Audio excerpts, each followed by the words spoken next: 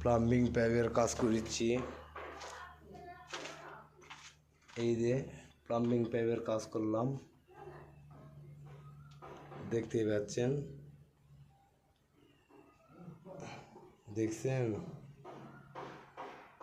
এটা হচ্ছে push shower.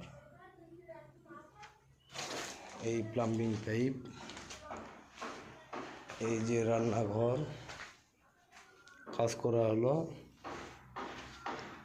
এই যে একটা বাথরুম, এই প্লাম্বিং পাইপের কাজ করলাম।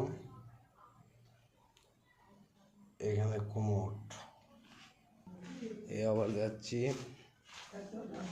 ওই সাইডে বাথরুম। কি হলো শশা, খুঁজে লাভ নাই, চলে যাচ্ছি না। এই যে কাজ করলাম এগুলা, এই ডাইনিং বেসিংয়ের, এই আবার একটা বাথরুমে যাচ্ছি। ফরসাদের কাজও শেষ।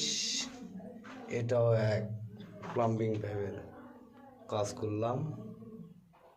এই কোমোড, এই পানি।